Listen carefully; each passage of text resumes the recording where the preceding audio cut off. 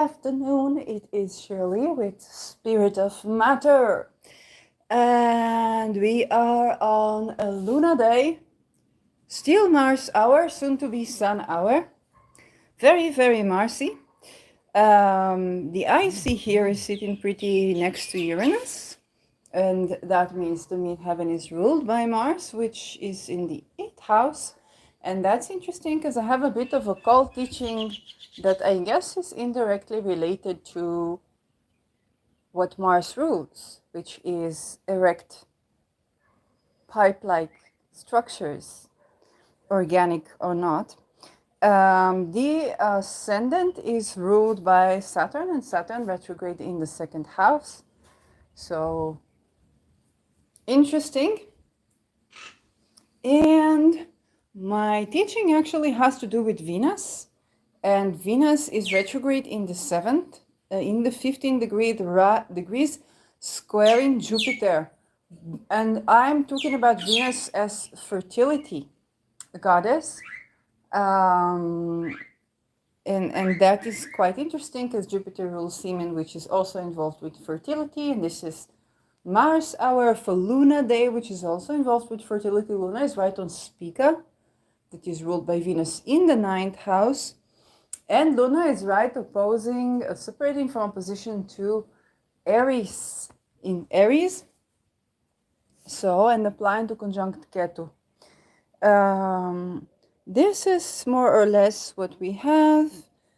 And to the topic. So this topic is very much inspired by Orphic astrology.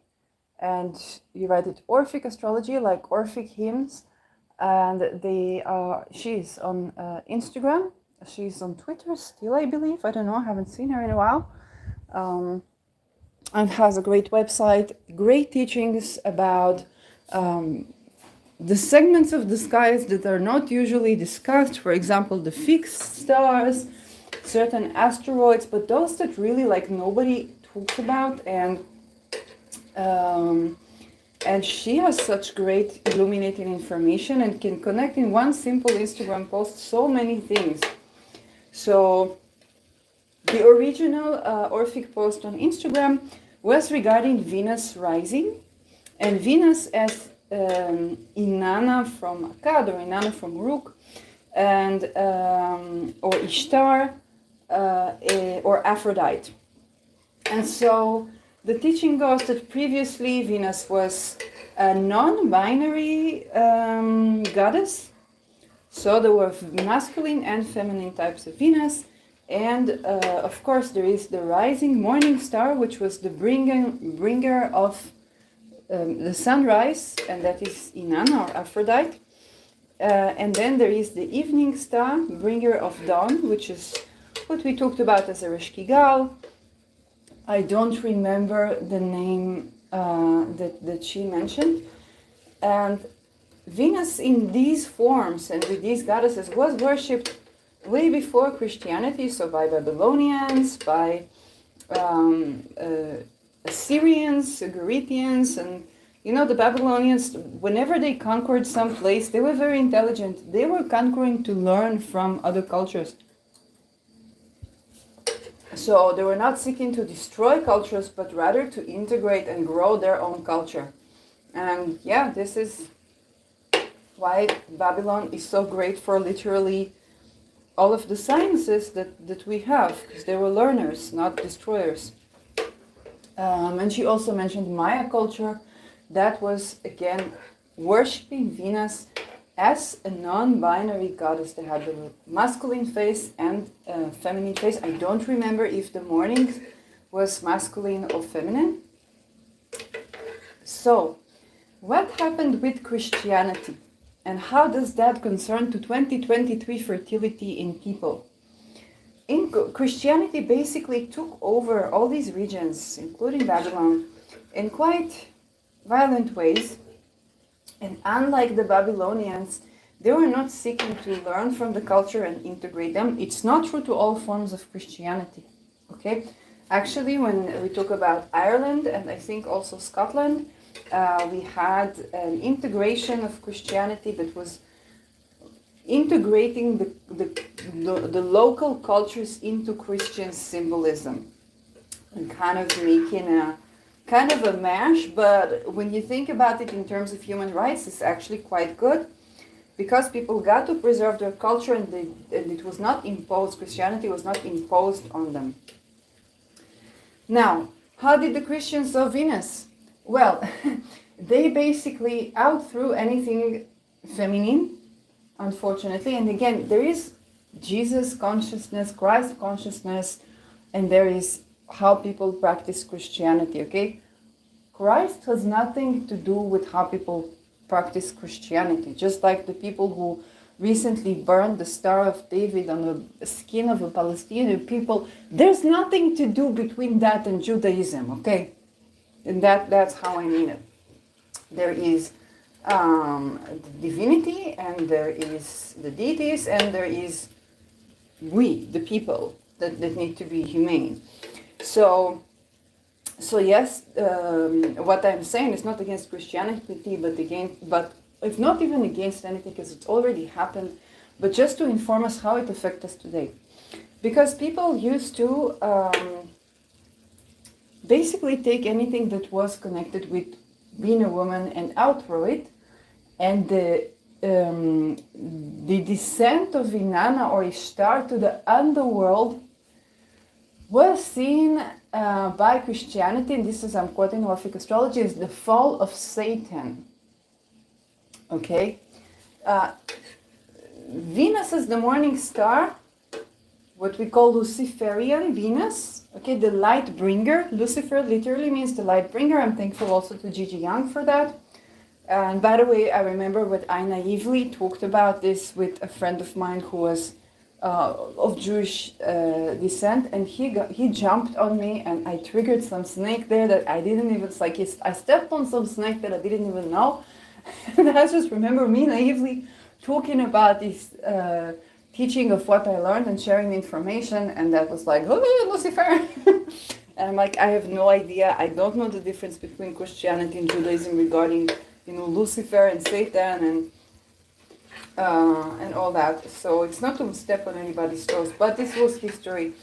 The Christians simply saw Lucifer as something bad, okay? And Lucifer was basically the bringer of light. How can we see the star that Venus rises in the morning, bring in light? How can we see it as something bad, as something that's ungodly? I don't know, but I also don't think there are many streams of Christianity, and not all speak of the religion the same way. So the situation was that anything Venusian was vilified. So the descent to the underworld is the fall of Satan, and Venus as the morning star is Lucifer, which is of course not something that you follow, right? And that story basically it extinguished a lot of Venus worshippers. So people who worked with Venus, who looked at the sky and looked at Venus rising. Crasiatesio really reminded us this week to observe the rise of Venus. Okay? It's something that we must all go and look at the sky. And the rise of Sirius and the rise of Venus were together. So the Babylonians, ancient astrologers, ancient cultures and ancient astrologers, they would go especially to look at the night sky. And now there is the monotheism. This is probably the entire monotheism. I don't know enough about Islam and the relation to Venus, but the thing is that when we take something that had a bigender character like Venus, we vilify it, we make it unholy. If there were particular, practices that were problematic, and surely they were, it's okay to, to not practice something that is no longer relevant. For example, genitalia mutilation is no no longer relevant, it's no longer sacred. Hygiene is available in other ways, and that's simply not a way that we bond with the divine. So that's relevant. Of course, if people make pictures of God, and if you don't pay so and so, then you are not blessed, and you believe that this to be true. Of course, then we need to take with a grain of salt the idea that we must have something physical that represent our connection with the divine. If people are refugees or on the road, they can still connect with the divine. So this is good, but when it comes to completely abolishing, to completely rooting out that which was of the past, then it carries a problem. And here the problem is, what does Venus rule? Venus ruled fertility. And Venus ruled the act of pleasure in sensuality. Okay? She's the ruler of Taurus and she's the ruler of Libra. Libra is balance and is also carrying a bit of ability to go both ways in gender. Okay? It's a dual sign. It's a balancing act. It's the person that could be a bit more masculine, a bit more feminine. And I know that these terms are problematic, but we do want to make sure that we understand in the terms that it was spoken. So it's the flexibility of, you could call it gender non-conforming, that allows for pleasure and allows for adjusting our situations, the more Libra side, and to immerse in our senses, the more Taurus side.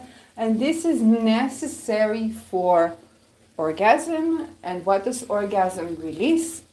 It releases, for people who have sperm, it releases semen. And it's also released in this contracting and kind of exercising the womb muscle. And yes, I do mean the womb muscle if you integrate like the nipples in the correct way, like actually arousing the whole area, and the higher up the vagina, okay, like inside, almost next to the opening of the womb. Then you have orgasms that contract the womb. Okay, so this is very, of course, this experience is very spiritual. It's kind of like you don't know where you're coming from, literally, but it feels good.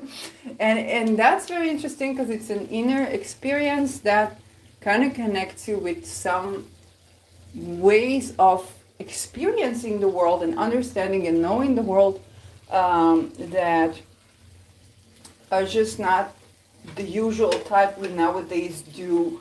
Cognition or science or communication or decision making and so on and so forth. So when we vilify this archetype, when we have all of those religious thoughts that are affecting not only religious people but also atheistic people, and then that creates a problem with fertility. And I know that there are many children that were born after sexual assault and rape, and children born, in horrible conditions to horrible conditions, and their fates are varied. Okay, but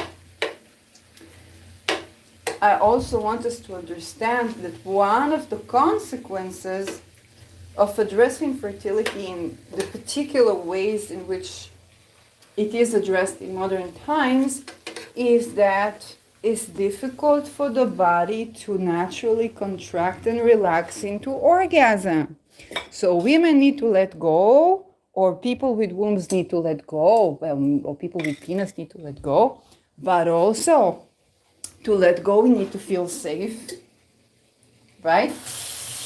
And a lot of our sexual fantasies are kind of like maybe involving danger, involving, all kinds of things that create a certain paradox that we're not used to live with. And so willing consent seems almost unattainable. Orgasm, relaxing into orgasm seems almost unattainable. And how can we have fertility when we don't enjoy sex, right? Both genders. It's not about gender. It's not about what's between our legs either. But just the understanding that those things occur and those things affect us in certain ways that affect our fertility. It also affects and is stemming from the context, the historical context that was involving religion, and it affects you even if you are atheist. Okay? There are many theories as to why. Is it ingrained here, ingrained in the body, ingrained in the Disney? The point is that a lot, even people who are atheistic and they say, oh, the religious, they have so many complexes about sex. Ooh, when they have to respect a woman, does their penis go, I don't know what to do now. Okay? Or when they are even respected by a woman, the penis goes, I don't know what to do with this. Nobody respected me ever. And same also with vaginas. Okay?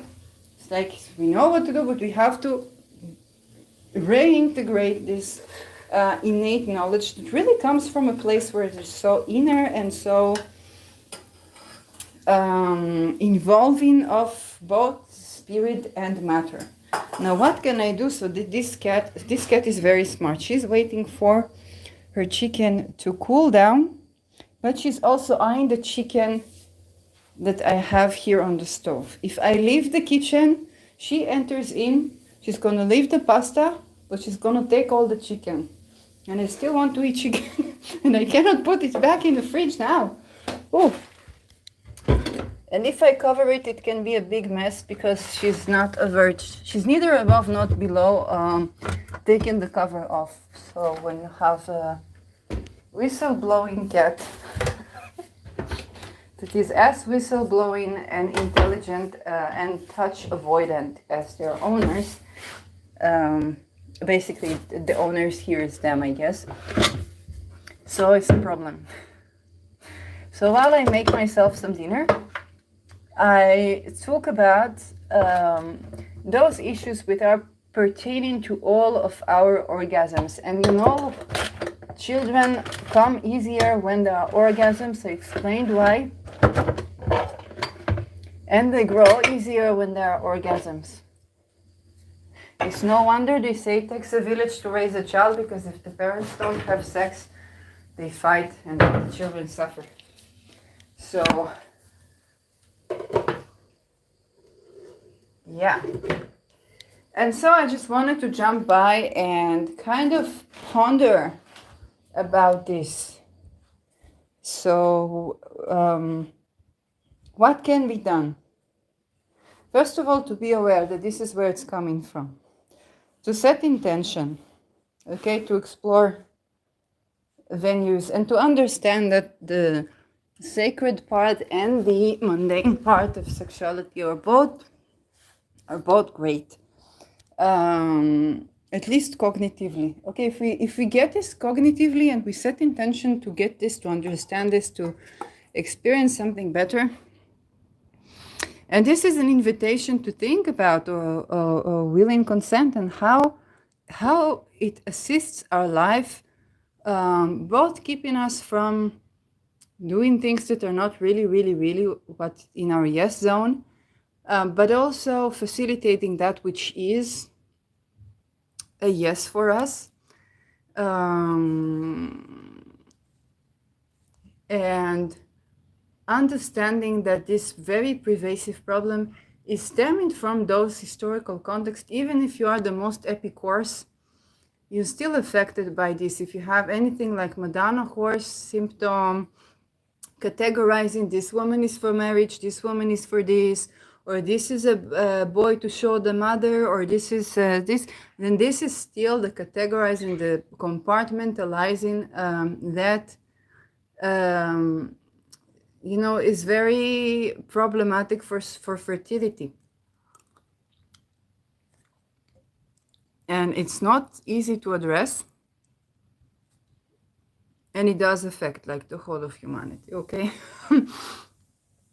Because we are in the process of still releasing and still healing our connection to sexuality so that we don't oppress group sex on people, as perhaps was before the days of monotheism, okay, but also during. That we don't mutilate genitalia in hope that it will somehow curb the desire to be sensual, but also that we don't deny ourselves the pleasure of making love, of having sex, of being sensual, of enjoying life. This is Venus in both our phases of, you can call it masculine, feminine, or gender non-conforming, or genderless, okay, or the various experiences. And also there are people who are asexual and aromantic, okay? It doesn't mean that they have less life energy. Actually, I've seen a person talking about this on YouTube. They look very vibrant, also very sexy, but they are aromantic and asexual. And sometimes when I speak about these issues, I can also tend to forget, so I don't want to erase sexual or asexual groups from my teachings. I don't know how things work for aromantic and asexual people, so I would need the voices of the people to learn about this and learn astrology and hear from actual experiences. And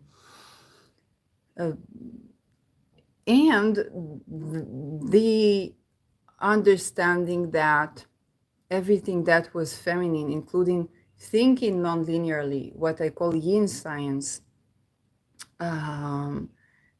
has been vilified, has been demoted. It creates, if everything that is, whether it's Venus or yin, or the land or whatnot, is vilified, then the land won't yield fruit. Then we have to work so hard for every crop. Things don't come as easy because the yang, the linear energy, is about doing. And it's good to do, okay? We love penises, we love semen, we love action, we love, drive, we love going somewhere and getting there. And we also need to enjoy the road, to be open to the unexpected, to dance, to rest. It's this balance that allows us to, it's dynamic balance, of course, that allows us to have a fulfilling life. We can both achieve goals, set goals, and achieve goals, and enjoy the road and rest. And that makes a life more pleasant to live. Okay? So, for sure, there were reasons where that monotheism says, okay, these orgies, probably a lot of coercion went on there that they wanted to abolish, but then seeing that woman or the feminine or the sensual person or the gender non-conforming, which I guess what was Venus person, and seeing it as a challenge, as someone who is, even today, of course, whenever people want to abuse, let's say, children, they will send all kinds of people, okay?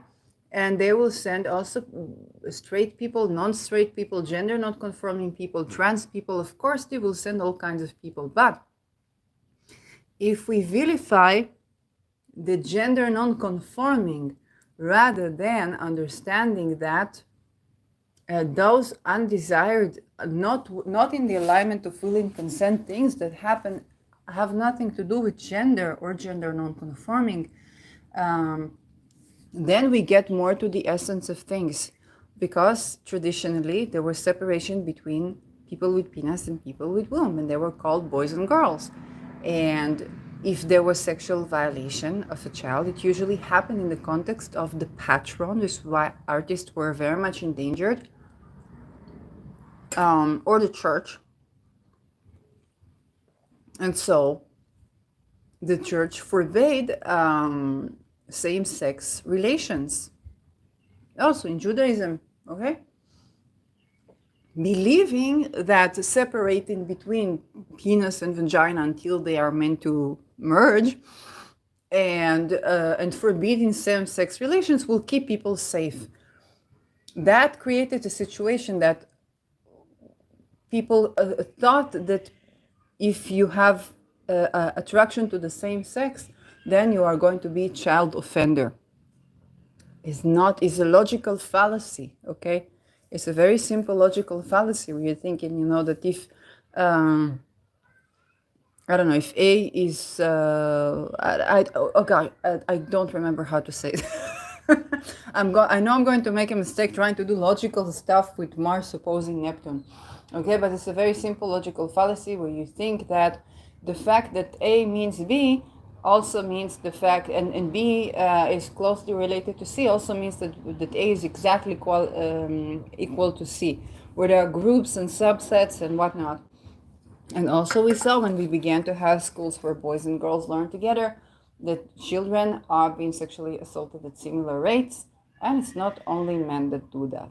So definitely not only LGBTQ, we're trans people. So we don't want to fall into the face of something, just like we don't want to hate on men, although we can naturally be afraid of people who, it's like, oh, men can hurt us, and men. Also women. Just like we don't want to be, afraid of men because some men are offenders, or afraid of women because some women are offenders, then we also don't want to make this misjudgment with LGBTQ. Will there not be Trojan horse such as putting a person that is or presents themselves as a trans person in a certain position where they can offend and getting them to be this offender so that we can spark a discussion and both the pedophiles and the right-wing people, not necessarily, like, not saying right-wings are pedophiles, are joyous. Of course there will be such things. Okay, this is how they get you to hate black people, to hate white people, to hate Jews, to hate women, to hate men, to hate children even. But you have to understand, you have to see the framing, you have to see that this is orchestrated and keep that in mind. So those things, of course, affect fertility too. Okay, if we alienate the people that are a part of life, then we basically alienate life, and so it's more difficult to bring life. So yeah, this is my Venus retrograde as Inanna rant, and the Luna opposing Aries and conjuncting Keto rant. So yes, and thank you, Orphic Astrology, for educating us, because I never understood this thing about Lucifer, and it's like Venus was Lucifer and the Venus and Mercury, and then in one post she had arranged all the knowledge in a very clear way, and there is no way to talk about these things without stepping on a lot of toes, but understand that most of these toes that feel stepped on are not actually stepped on in reality. It's more like the projection and the web of connections that are illuminated in our brain. The minute we say one word and then we cannot separate these connections, it's human, but it's also something that is just what Aries comes to transform. So yes, have a great day.